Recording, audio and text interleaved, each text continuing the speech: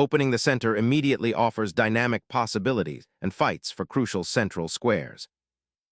A direct challenge to white's central pawn, creating immediate structural imbalance and opening intriguing transpositional possibilities. Steering play towards common Sicilian lines, this knight advance develops a piece actively and prepares castling while surveying central squares.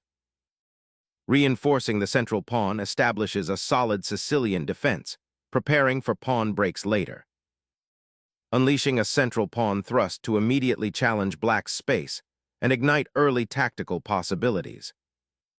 Opening the center this way invites sharp tactical play and potentially compromises your pawn's structure. Opening the center with the knight boldly asserts control, preparing for a rapid development that can pressure black's pawn structure. Unleashing the knight onto the d4 outpost immediately challenges white's central pawn structure. Centralizing the knight reinforces the pawn and prepares for kingside development, embracing an open Sicilian structure. Preparing a queenside expansion with b5 is the underlying idea, preventing white's knights from easily occupying the c5 square. Instigating immediate pressure, this bishop's placement on g5 pins the knight, restricting black's pawn development and forcing a decision regarding the e7 pawn's future. It creates dynamic imbalances, potentially leading to sharp tactical exchanges as black scrambles to untangle their pieces and resolve the tension. Opening up lines for its own pieces and preparing to develop the queen's bishop, black shores up the d5 square and signals a commitment to a more solid pawn structure, potentially leading to a strategic battle on the queen side. Embracing the Sicilian dragon's fiery spirit, this pawn thrust immediately stakes a claim in the center, preparing to expand the kingside attack and seize more space, though it does weaken the light squares around the king. Instigating immediate central pressure, this response boldly challenges white's knight, aiming to disrupt its established dominance and potentially unravel the pawn chain with subsequent queen activity along the b-file, creating complex imbalances. Steering the queen towards the queenside gambit terrain, this maneuver prepares to contest the central d-file and potentially pressure black's queenside pawns, a subtle but potent positional squeeze. Sacrificing material like that to seize the b2 pawn opens up lines prematurely for your king, potentially leading to a swift attack if white can exploit the exposed central squares and the unleashed diagonal for their bishop. Asserting dominion over the open d-file and forcing the queen to reposition from its aggressive outpost, this maneuver also prepares for future queenside expansion and potentially traps the misplaced black queen if it doesn't find refuge. The queen abandons the b2 pawn, venturing deep into enemy territory, but now faces immediate pressure and a precarious position from which escape might prove challenging. Exploiting the queen's premature excursion, this aggressive thrust on the f-file cracks open lines, threatening immediate kingside disruption and aiming to exploit black's slightly awkward piece placement. The pressure builds directly, potentially leading to a swift tactical skirmish where black must tread very carefully to avoid falling into a mating net or losing material due to an uncoordinated defense. Developing the bishop to a more central square aims to prepare castling and solidify the kingside defense, while also offering a retreat for the queen if the rook on the b-file becomes too menacing. Developing the bishop to this square aims to solidify white's central pawn structure and prepare for castling kingside, while simultaneously eyeing the weakened dark squares around black's queen. Initiating counterplay on the queen side, this knight embarks on a journey to challenge white's dominant central structure and potentially disrupt the queen's activity. Opening a crucial e-file pathway for the rook, this pawn sacrifice seeks to disrupt black's central pawn structure and accelerate white's attacking potential against the uncastled monarch. The recapture opens the f-file to white's pieces, creating immediate pressure on the kingside, and fundamentally alters the pawn structure, weakening the e6 square and the dark squares around black's monarch, while simultaneously enabling white's queen to potentially target weak points later. Unlocking a potentially dangerous open c-file for white's rook, this capture forces black to confront an immediate structural dilemma, disrupting their pawn harmony and potentially creating a permanent weakness on the d-file. Embracing the doubled pawn on the c-file immediately fortifies the king's sanctuary, even at the cost of structural symmetry, as the open b-file now presents a potential avenue for piece deployment, hinting at future queenside counterplay. Opening the center with a pawn thrust, 14. e5 immediately challenges the knight on f6, forcing black to confront the newfound central tension and consider pawn structure concessions. Black confronts the aggressive central pawn thrust by offering a sharp exchange, aiming to disrupt white's pawn chain and open lines. This decision forces a concrete calculation. Can white exploit the newly formed central tension, or will black gain counterplay by activating pieces on the open diagonals? The absorption of the pawn initiates a complex sequence where the immediate king's safety of both sides becomes paramount, and any misstep could lead to a swift tactical resolution. White strategically targets black's king's safety by removing a vital defender, opening up new avenues for attack. This exchange disrupts black's pawn structure and weakens the light squares around the monarch, creating a potential target for future white initiatives. The pawn structure has become dramatically unbalanced, and this recapture solidifies black's king's safety with a glaring hole on the kingside. Unleashing a brutal check, white exploits black's exposed king and crumbling pawn structure, forcing an immediate and difficult decision that will dictate the flow of the game. A grave decision is made, prioritizing king's safety over immediate counterattack, as the monarch scrambles to a less exposed square, albeit creating new potential weaknesses.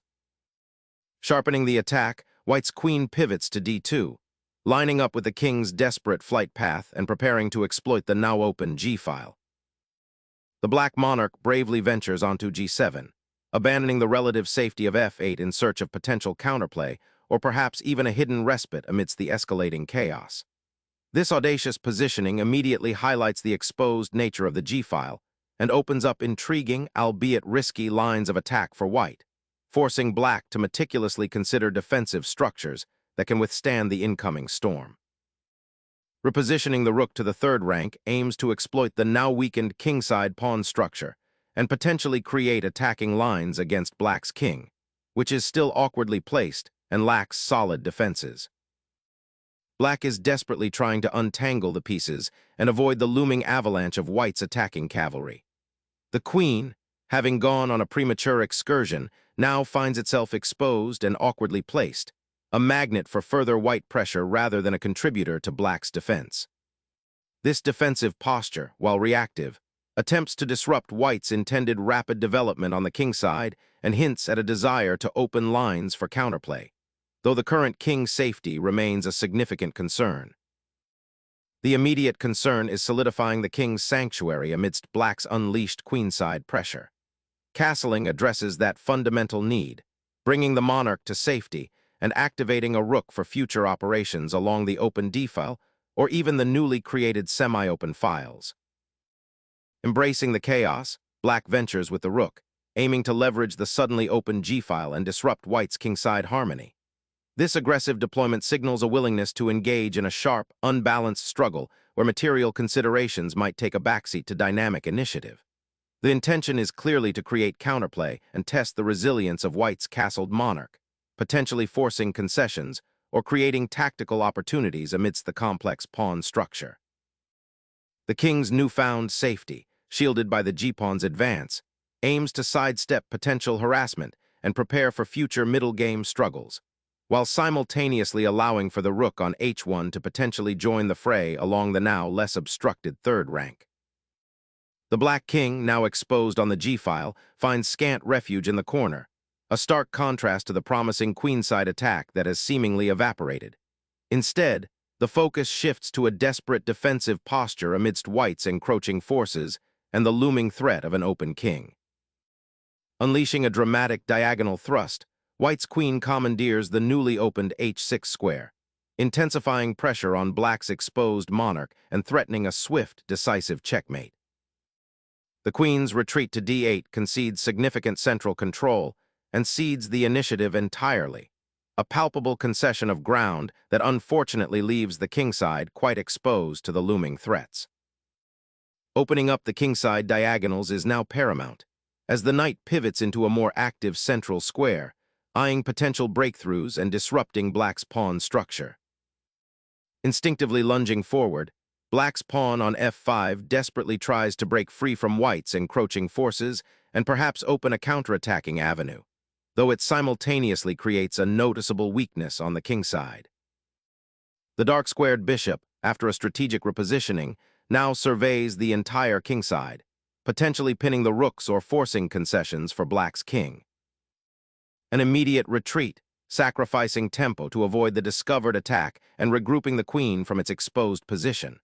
This maneuver aims to consolidate the beleaguered black position, seeking safety on the back rank while white's pieces are poised for further aggression. The decision highlights the perilous nature of the queen's excursion, now forcing a defensive posture. A stark reassessment of the central battleground, focusing on potential king safety issues. Emerging from the shadows of a compromised pawn structure, the rook embarks on a daring journey, seeking to escape the gnawing pressure on the kingside and perhaps even find an active post on the g-file. Opening a new attacking avenue on the kingside, the bishop repositions to eye the castled position, seeking to exploit the weakened pawn structure that black's king now inhabits. Unleashing the rook on the newly opened, a file signifies black's attempt to find active counterplay and escape the stifling pressure around his king, aiming to create threats on the queen's side. Finally, a significant piece exchange that opens up the queen's side for black, but at what cost to their kingside safety and development? Unleashing the bishop to challenge the dominant white queen and aiming to disrupt the pressure on the kingside, this maneuver seeks to introduce counterplay and open lines.